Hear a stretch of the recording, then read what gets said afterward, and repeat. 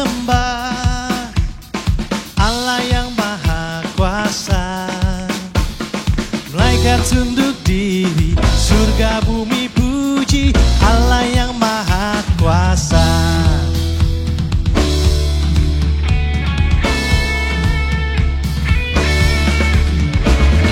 Allah yang kita sembah, Allah yang maha kuasa. Malaikat tunduk diri, surga bumi puji Allah yang maha kuasa.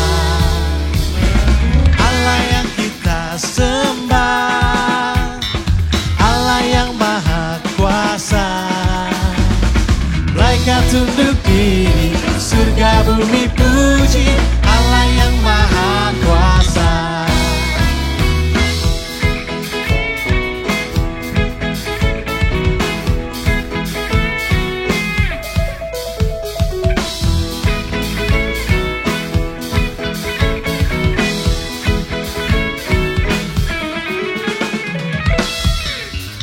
Allah kita heran dan besar, Allah yang heranlah, Allah yang cinta kita semua berkati dengan limpah, Allah yang heranlah.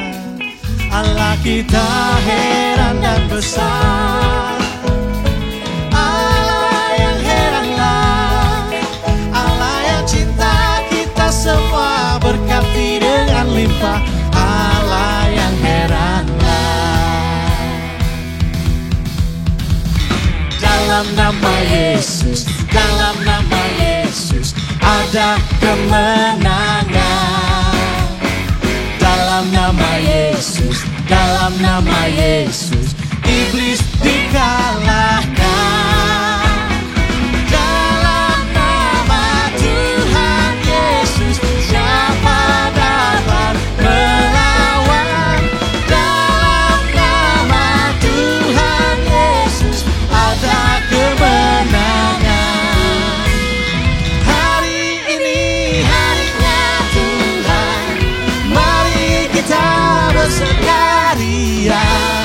Hari ini harinya Tuhan, harinya Tuhan, harinya Tuhan.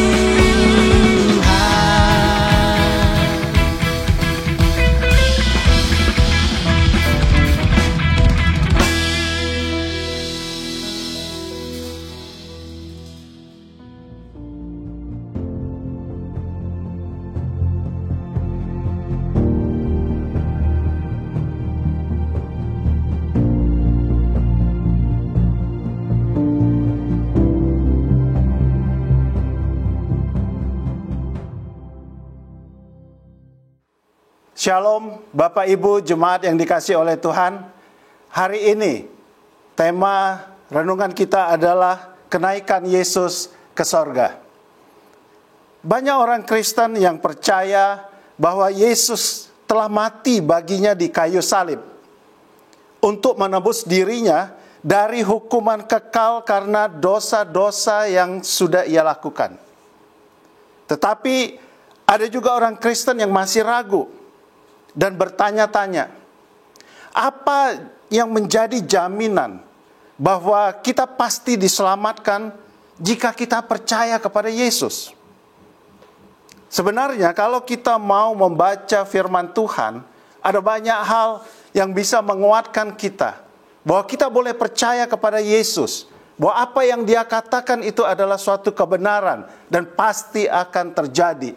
Dan itu adalah jaminan buat kita sebagai orang-orang yang percaya kepada Dia. Misalnya, kelahiran Yesus sudah dinubuatkan jauh hari sebelumnya dan semuanya sudah digenapin dengan tepat.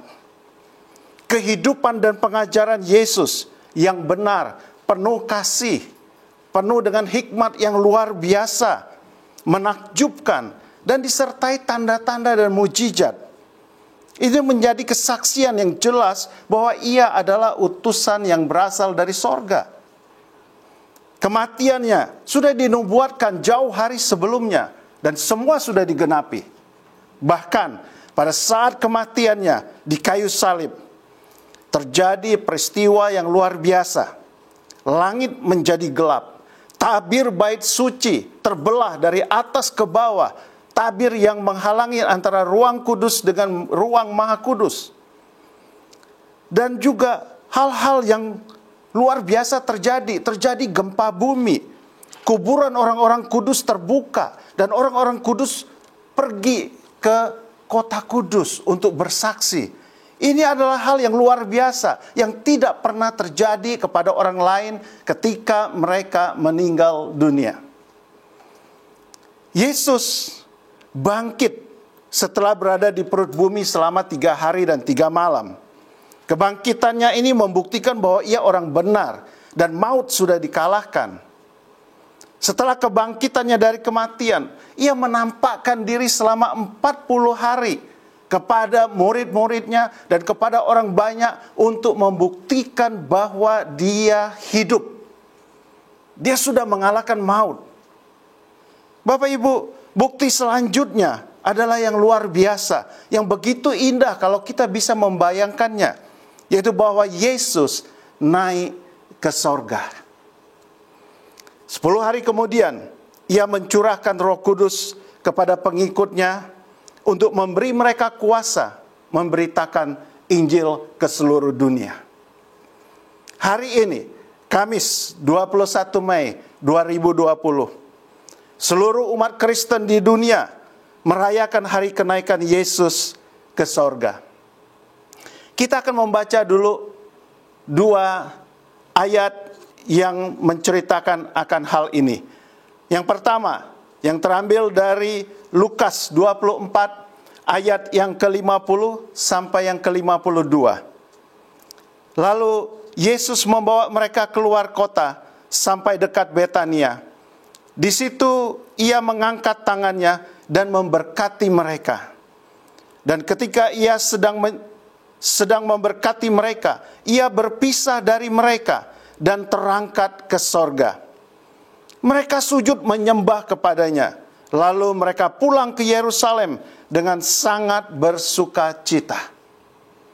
Ayat yang kedua, saya ambilkan dari Kisah Para Rasul yang pertama, ayat 8 sampai yang ke-11. Tetapi kamu akan menerima kuasa kalau Roh Kudus turun ke atas kamu. Dan kamu akan menjadi saksiku di Yerusalem dan di seluruh Yudea dan Samaria sampai ke ujung bumi.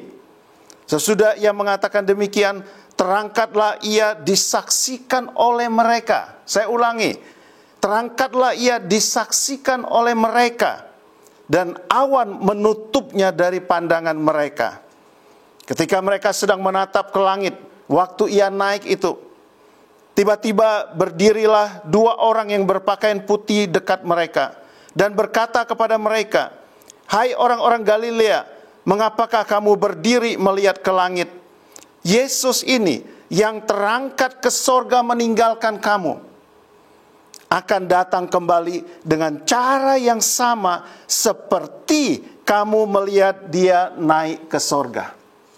Ini adalah 2 kisah yang sangat menarik. Kalau saya bisa membayangkan, kalau saya membaca ini dan membayangkannya, maka saya membayangkan suatu hal yang begitu indah. Yesus ketika dia sudah selesai berbicara kepada muridnya, dia mengangkat tangannya dan dia naik terangkat ke sorga.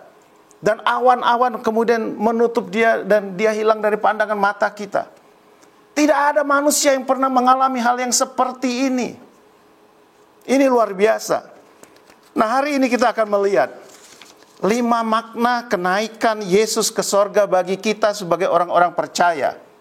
Apa maknanya semua itu bagi kita? Yang pertama, kenaikan Yesus ke sorga membuktikan bahwa pekerjaan penebusannya sempurna. Bapak Ibu, jika pekerjaan seseorang tidak sempurna, dia harus mengulangnya lagi. Memang orang Indonesia selalu sudah terbiasa mungkin bekerja dengan tidak sempurna karena ada alasan dan tujuan yang berbeda. Ya, kita tahu semua orang Indonesia mengerti ini. Jalan-jalan jarang sekali yang dibuat dengan bagus. Ya, sebentar lagi musim hujan datang hancur dan harus dikerjakan lagi. Kenapa? Karena itu adalah proyek yang bisa menghasilkan uang. Kita tidak terbiasa dengan bekerja sekali kerja sempurna. Karena tujuannya ada, mencari uang. Kita bikin kerjaannya nggak selesai. Kita bikin kerjaannya nggak sempurna. Ya, karena ada tujuan-tujuan tertentu. Berbeda dengan Yesus. Apa yang dikerjakan Yesus sangat berbeda sekali. Pekerjaan penebusan yang ia lakukan sempurna dan tidak perlu diulang lagi. Ia hanya satu kali saja mempersembahkan dirinya sebagai korban penebus dosa. Itu sebabnya ketika ia disalibkan dan akan menghembuskan napas yang terakhir, ia berkata, "Sudah selesai." Ini bisa kita baca di dalam Injil Yohanes 19 ayat yang ke-30. Sesudah Yesus meminum anggur asam, berkatalah ia, "Sudah selesai." Lalu ia menundukkan kepalanya dan menyerahkan nyawanya. Karena pekerjaannya selesai dengan sempurna, ia bisa kembali ke tempat asalnya di sorga. Haleluya. Ia tidak perlu berulang-ulang mempersembahkan dirinya sebagai korban tebusan dosa. Cukup sekali, karena korbannya sempurna. Kita bisa membaca juga ayat di dalam Ibrani 10 ayat 11 sampai 14. Selanjutnya, setiap imam melakukan tiap-tiap hari pelayanannya dan berulang-ulang mempersembahkan korban yang sama sekali tidak dapat menghapuskan dosa. Tetapi ia, yaitu Yesus, setelah mempersembahkannya hanya satu korban saja karena dosa, ia duduk untuk selama-lamanya di sebelah kanan Allah, dan sekarang ia hanya menantikan saatnya di mana musuh-musuhnya akan dijadikan tumpuan kakinya. Sebab oleh satu korban saja ia telah menyempurnakan untuk selama-lamanya mereka yang ia kuduskan. Kita bisa melihat perbedaan korban yang dilakukan oleh Yesus dengan korban yang dilakukan oleh imam-imam pada perjanjian lama. Korban-korban yang dilakukan oleh imam-imam perjanjian lama itu hanyalah merupakan satu bayangan saja bagi kita, bahwa akan ada satu korban yang sempurna, yaitulah Yesus. Korban yang dilakukan oleh imam-imam di dalam perjanjian lama itu hanyalah sebagai pengingat bagi kita. Setiap kali diulang-ulang, setiap hari diberikan korban, supaya setiap kita ingat bahwa akan ada korban yang sesungguhnya, yang sempurna, yang akan menebus kita. Karena tidak mungkin binatang bisa menebus kita. Kenapa? Karena harga binatang itu terlalu murah. Semua orang bisa beli binatang, orang kaya apalagi bisa beli binatang. Kalau orang kaya, orang jahat, tapi kaya, dan dia bisa beli binatang, dan kemudian dia bisa selamat dari hukuman Tuhan, hanya orang-orang kaya yang bisa masuk sorga. Dan oleh karena itu adalah sebagai satu peringatan ataupun pengingat saja bagi kita, bahwa pada saatnya nanti akan ada korban yang sempurna, yang sungguh-sungguh bisa menebus kita, yaitu Yesus Kristus. Ayat lain yang akan saya bacakan buat Bapak Ibu sekalian adalah Ibrani 9 ayat 27-28. Dan sama seperti manusia ditetapkan untuk mati hanya satu kali saja, dan sesudah itu dihakimi, demikian pula Kristus hanya satu kali saja mengorbankan dirinya untuk menanggung dosa banyak orang. Sesudah itu ia akan menyatakan dirinya sekali lagi tanpa menanggung dosa untuk menganugerahkan keselamatan kepada mereka yang menantikan dia. Roma 6 ayat yang ke-10, sebab kematiannya adalah kematian terhadap dosa satu kali dan untuk selama-lamanya, dan kehidupannya adalah kehidupan bagi Allah. Makna kenaikan Yesus ke sorga yang kedua bagi kita, yaitu untuk membuktikan bahwa ia memang berasal dari sorga seperti apa yang ia katakan. Yesus pernah mengatakan bahwa ia telah turun dari sorga, bahwa ia adalah roti dari sorga, bahwa ia datang dari Bapa. Yohanes 3 ayat 13, tidak ada seorang pun yang telah naik ke sorga selain daripada Dia yang telah turun dari sorga, yaitu Anak Manusia. Jika Yesus hanya ngomong saja dan tidak membuktikannya, bagaimana kita akan percaya kepada Dia? Tetapi sekarang Ia membuktikan bahwa Ia memang benar dan datang dari sorga, karena Ia sekarang kembali lagi ke sorga. Jika ada orang yang mengaku bahwa ia berasal dari Jakarta, tetapi ia pulangnya mungkin ke Bogor, mungkin ke Depok, atau mungkin ke Tangerang, atau mungkin ke Bekasi, maka tentunya kita tidak akan percaya kalau dia berasal dari Jakarta. Kalau dia orang Jakarta, tentu harus pulang ke Jakarta. Ya, kalau dia hanya bisa ngomong soal Jakarta saja, tetapi dia bukan orang Jakarta, mungkin dia cuma calo saja. Dia bukan sebenar-benarnya penduduk atau orang yang berasal dari Jakarta. Berbeda dengan Yesus. Dia mengatakan bahwa Dia datang dari sorga. Dan sekarang kita melihat buktinya, Dia kembali ke sorga. Artinya apa? Artinya Dia memang berasal dari sorga. Ini yang luar biasa. Ini yang mesti umat Kristen harus mengerti masalah ini. Dan ini akan membuat kita yakin dan percaya bahwa kita boleh percaya kepada setiap apa yang Tuhan Yesus katakan. Saya akan bacakan satu ayat lagi, Yohanes 6 ayat 48 sampai 51. Akulah roti hidup. Nenek moyangmu telah makan mana di padang gurun dan mereka telah mati. Inilah roti yang turun dari sorga. Barang siapa makan daripadanya, ia tidak akan mati. Akulah roti hidup yang telah turun dari sorga. Jikalau seorang makan dari roti ini, ia akan hidup selama-lamanya. Dan roti yang kuberikan itu ialah dagingku, yang akan kuberikan untuk hidup dunia. Ini yang membuat Yesus layak kita percaya. Karena apa? Karena Dia datang dari sorga, maka kalau Dia ngomong soal sorga, itu bukan asal ngomong saja. Ya, tetapi memang Dia tahu dan mengerti soal sorga, karena Dia berasal dari sorga.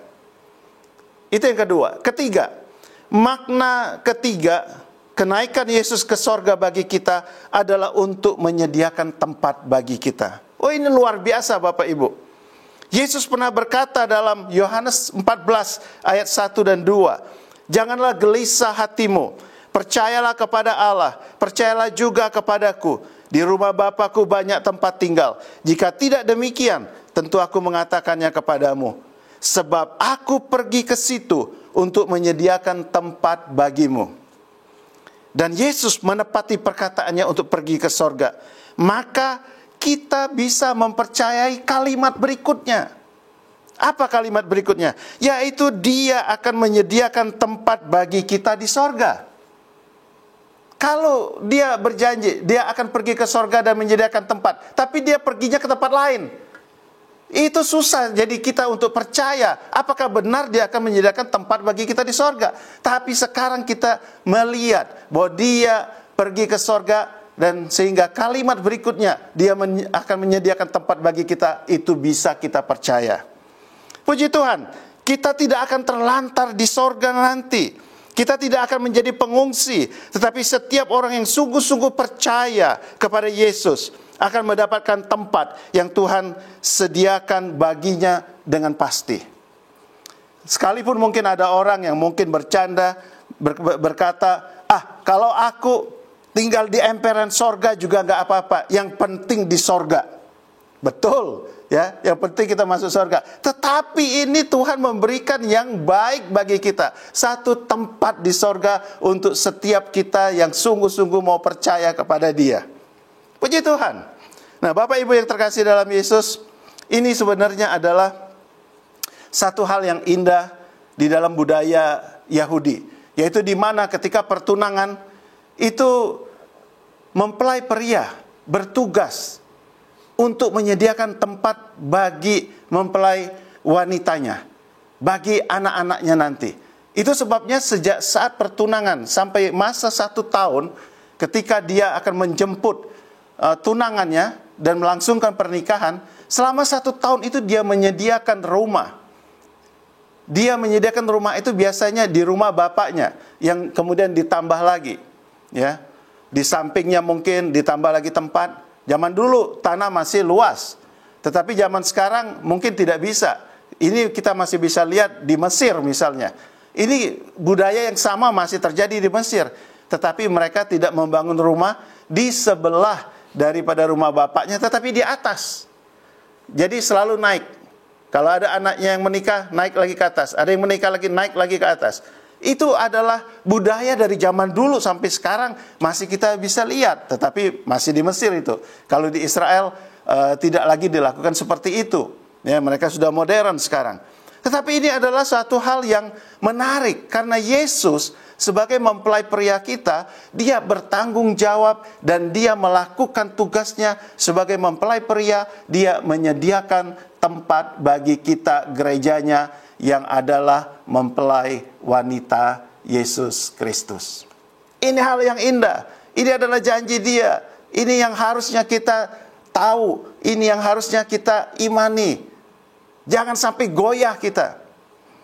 Hal yang keempat, makna kenaikan Yesus ke sorga menjadi contoh bagi kita. Yesus menunjukkan apa yang akan terjadi kepada kita jika kita percaya kepadanya. Memang kita akan mati sebagaimana Yesus juga telah mati. Namun, sebagaimana Yesus telah dibangkitkan dari kematian, kita juga akan dibangkitkan dari kematian. Sebagaimana Yesus bangkit dan mengenakan tubuh yang mulia, orang percaya juga akan bangkit dan mengenakan tubuh yang mulia.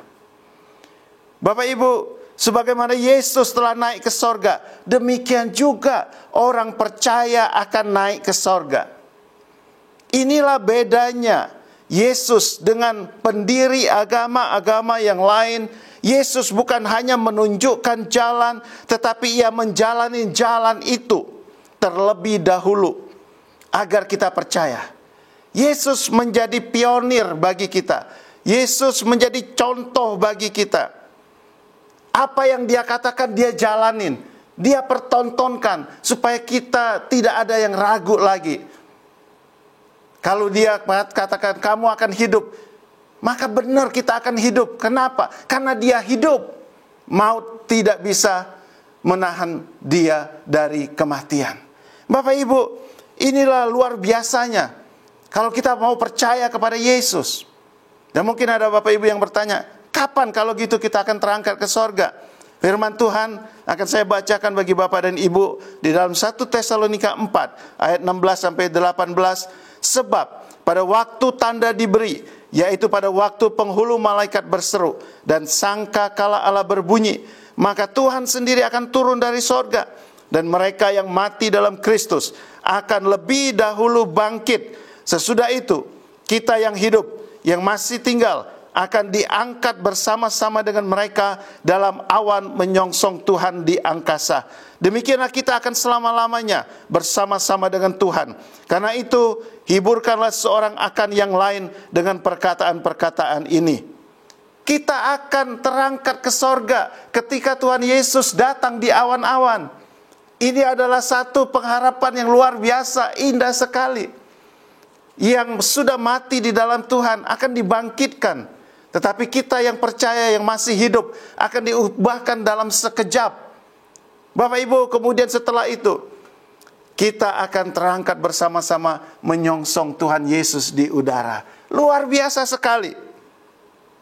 Tetapi perlu saya ingatkan, kita seringkali ingin dimuliakan bersama Yesus, ingin terangkat ke sorga sama seperti Yesus. Tapi firman Allah juga mengajarkan kepada kita, kalau kita ingin dimuliakan bersama-sama dengan Yesus, maka kita juga harus rela menderita bersama-sama dengan Yesus. Bahkan kalau saya ingin katakan, ini menjadi satu syarat bagi kita sebagai orang Kristen, harus menderita bersama-sama dengan Yesus. Saya mau bacakan beberapa ayat bagi Bapak Ibu sekalian. Yang pertama adalah Roma 8 ayat 17. Dan jika kita adalah anak, maka kita juga adalah ahli waris.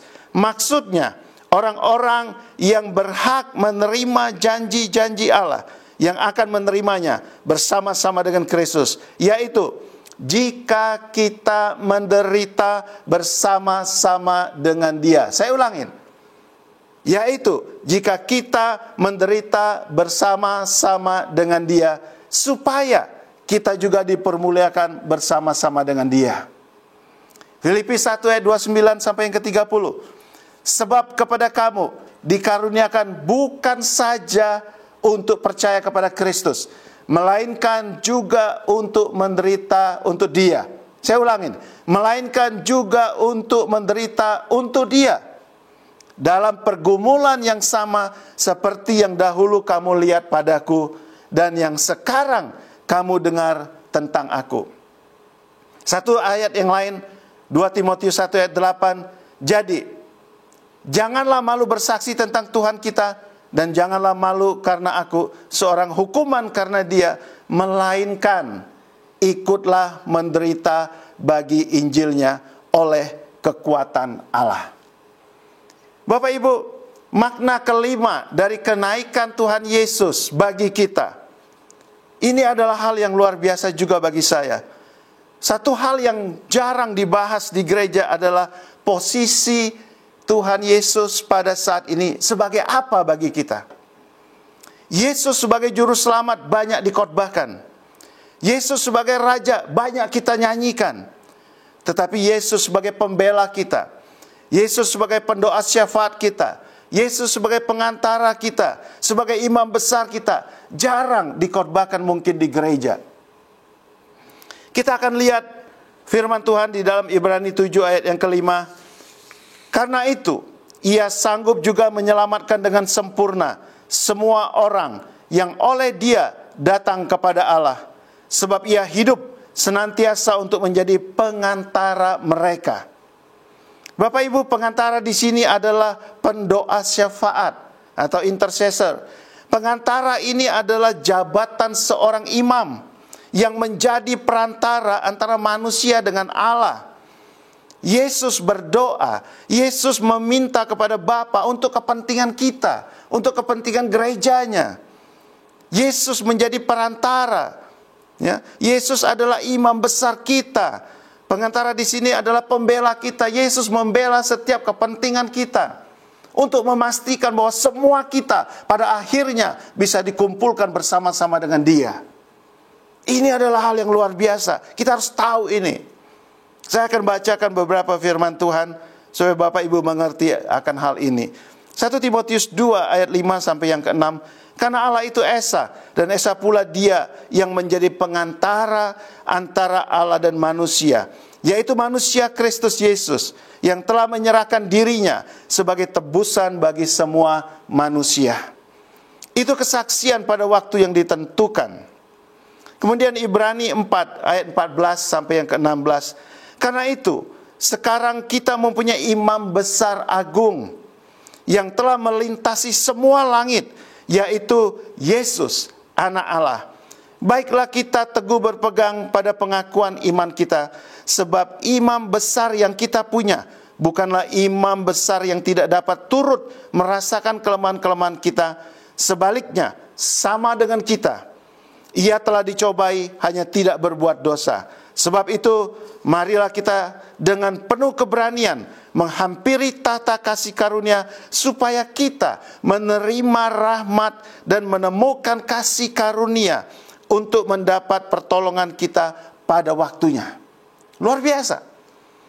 Bapak Ibu, ayat yang terakhir di sini dikatakan di dalam Roma 8 ayat 33-34. Siapakah yang akan menggugat orang-orang pilihan Allah? Allah yang membenarkan mereka? Siapakah yang akan menghukum mereka? Kristus Yesus yang telah mati, bahkan lebih lagi yang telah bangkit, yang juga duduk di sebelah kanan Allah, yang malah menjadi pembela bagi kita. Bapak Ibu, ini adalah makna kenaikan Yesus bagi kita semua orang-orang yang percaya kepada Dia. Kenaikan Yesus ke sorga itu adalah jaminan keselamatan bagi kita. Kebangkitan Dia adalah juga jaminan keselamatan bagi kita, tetapi juga kenaikan Yesus ke sorga menjadi juga jaminan keselamatan bagi kita. Kalau Yesus tidak dibangkitkan, kalau Yesus tidak naik ke sorga, maka sebenarnya kepercayaan kita kepada Dia, iman kita kepada Dia sia-sia. Kenapa? Karena ternyata Bapak, Ibu, dan saya semua mempercayai orang yang sama seperti kita, seperti orang lain yang juga mati dalam dosa yang tidak dibangkitkan. Tetapi karena Yesus dibangkitkan, karena Yesus naik ke sorga, iman percaya kita itu tidak sia-sia. 1 Korintus 15 ayat 17 berkata, dan jika Kristus tidak dibangkitkan, maka sia-sialah kepercayaan kamu dan kamu masih hidup di dalam dosamu. Bapak Ibu yang terkasih, oleh karena itu, mari jangan lepaskan iman percaya Bapak Ibu sekalian. Yesus Kristus itu adalah juru selamat bagi kita. Yesus Kristus itu adalah Mesias yang Tuhan janjikan bagi kita untuk menebus kita, supaya kita bisa bersama-sama dengan Dia di sorga. Luar biasa, haleluya. Yesus adalah Tuhan dan juru selamat kita. Kiranya Bapak Ibu diberkati oleh renungan kita pada hari ini. Tuhan Yesus memberkati Bapak Ibu. Selamat hari kenaikan Yesus ke sorga. Bapak Ibu yang dikasihi oleh Tuhan, mari kita menutup firman Tuhan pada pagi hari ini dengan berdoa bersama-sama. Bapa di surga, kami mengucap puji dan syukur limpah terima kasih untuk rencana keselamatan yang Engkau sudah berikan kepada kami, agar setiap kami tidak ada yang binasa, melainkan selamat oleh karena Yesus sudah mati bagi kami di kayu salib. Dan kami bersyukur ya Tuhan Yesus, Engkau sudah menjelaskan segala perkara itu kepada kami. Engkau mati, Engkau bangkit, bahkan lebih daripada itu, Engkau menyatakan kepada kami, Engkau naik ke sorga untuk membuktikan bahwa apa yang Engkau perkatakan semuanya adalah ya dan amin. Terima kasih Bapa di sorga. Terima kasih Tuhan Yesus untuk apa yang Engkau sudah buat bagi kami. Kami akan terus percaya kepada Engkau. Dan biarlah kiranya Roh Kudus menolong kami untuk terus kami bersemangat, kami terus percaya kepada Engkau dan tidak diombang-ambingkan oleh berbagai angin pengajaran dari dunia yang sudah bengkok ini. Terima kasih Bapa, terima kasih Tuhan Yesus. Di dalam nama Tuhan Yesus Kristus kami berdoa, kami mengucap syukur. Amin. Bapak Ibu, mari kita menutup ibadah kita pada pagi hari ini. Saya mengajak Bapak Ibu untuk bangkit berdiri semuanya. Angkat kedua belah tanganmu. Dan terimalah berkat, kasih karunia dari Allah Bapa kita yang di sorga. Dan damai sejahtera dari Tuhan kita Yesus Kristus. Dan penyertaan Roh Kudus. Mulai dari sekarang sampai selama-lamanya. Sampai kita terangkat ke sorga menyongsong Dia di awan-awan. Terpujilah nama Tuhan. Haleluya. Amin.